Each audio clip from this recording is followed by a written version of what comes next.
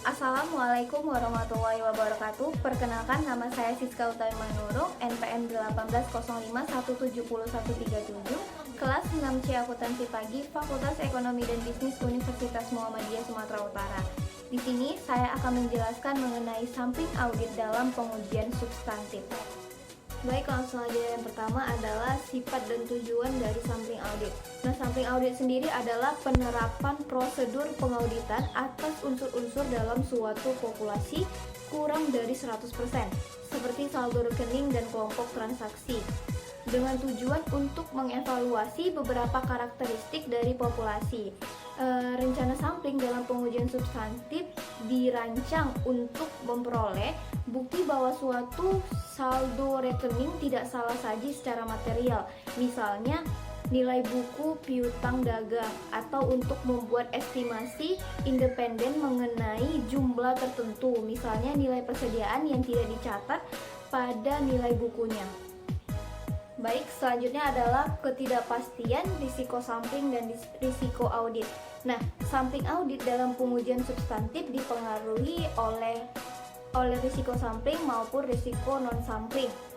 Risiko sampling yang berkaitan dengan pengujian substantif adalah risiko kesalahan menerima, biasa disebut risiko beta, yaitu risiko bahwa sampel yang mendukung kesimpulan bahwa saldo akun tidak berisi salah saji material, padahal kenyataannya saldo-saldo tersebut salah saji secara material, berkaitan dengan efektivitas audit.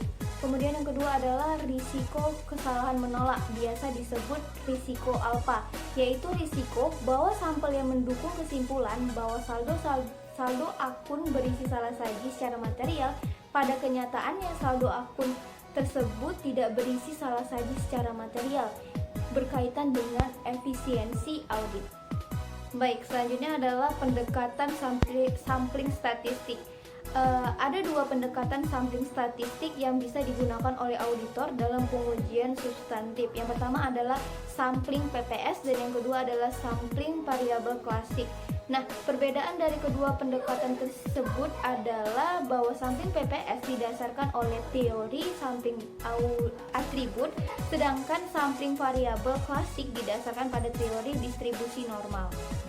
Baik, yang pertama adalah sampling PPS. Nah, sampling PPS sendiri adalah suatu pendekatan yang menggunakan teori sampling atribut untuk menyatakan kesimpulan dalam jumlah nominal, bukan sebagai tingkat penyimpangan. Jenis sampling ini bisa digunakan dalam pengujian substantif atas transaksi dan saldo-saldo. Model ini terutama diterapkan dalam pengujian transaksi dan saldo untuk lebih saji dan bermanfaat dalam pengujian untuk piutang pada saat kredit yang tidak dapat diaplikasikan dalam akun pelanggan tidak signifikan, kemudian untuk sekuritas investasi, kemudian untuk pengujian harga persediaan jika terdapat sedikit perbedaan yang diantisipasi, dan yang terakhir untuk tambahan aktiva tetap. Nah, tujuan utama dari sampling PPS ini adalah untuk melakukan estimasi independen atas kelompok transaksi atau saldo.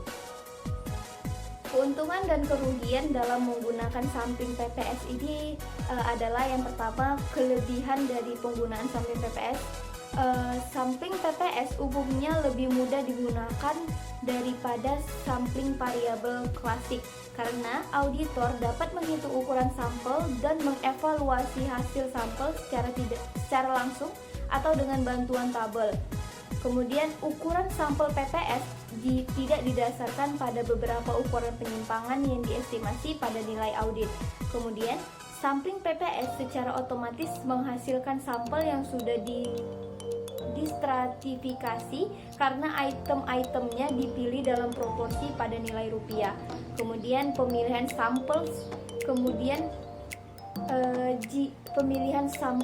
sistem PPS secara otomatis menunjukkan beberapa item yang secara individual signifikan jika nilai-nilainya melebihi pisa batas atas moneter. Kemudian jika auditor memperkirakan tidak ada salah saji, sampling PPS biasanya akan menghasilkan ukuran sampel yang lebih kecil daripada hasil dari sampling variabel klasik. Kemudian yang terakhir adalah sampling PPS lebih mudah dirancang dan pemilihan sampel dapat dimulai sebelum terjadinya populasi yang lengkap. Baik, selanjutnya kekurangan dalam menggunakan sampling PPS. Yang pertama adalah sampling PPS mengandung asumsi bahwa nilai audit unit sampling harus tidak kurang dari 0 atau lebih besar dari nilai buku. Kemudian, jika kekurangan sajian ditunjukkan dalam sampel tersebut, evaluasi atas sampel tersebut memerlukan pertimbangan khusus. Kemudian, pemilihan saldo 0 atau saldo dengan tanda yang berbeda memerlukan pertimbangan khusus juga. Kemudian, evaluasi PPS dapat melebihi ASR jika salah saji ditemukan dalam sampel. Kemudian yang terakhir adalah sejalan dengan meningkatnya jumlah saji yang diperkirakan, ukuran sampel yang sesuai juga akan meningkat. Baik, pendekatan sampling statistik yang kedua adalah sampling variabel klasik.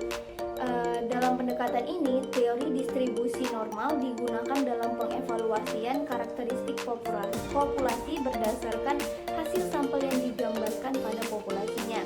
Sampling variabel klasik bermanfaat bagi auditor pada saat tujuan audit berkaitan dengan kemungkinan kurang saji atau lebih saji dari saldo akun, dan keadaan lain ketika sampling PPS tidak tepat atau tidak efektif. Kemudian estimasi men per unit atau MPU sampling. Estimasi MPU mencakup penentuan nilai audit untuk setiap item dalam sampel. Rata-rata nilai audit ini kemudian dihitung dan dikalikan dengan jumlah unit dalam populasi yang ditemukan pada estimasi total nilai populasi.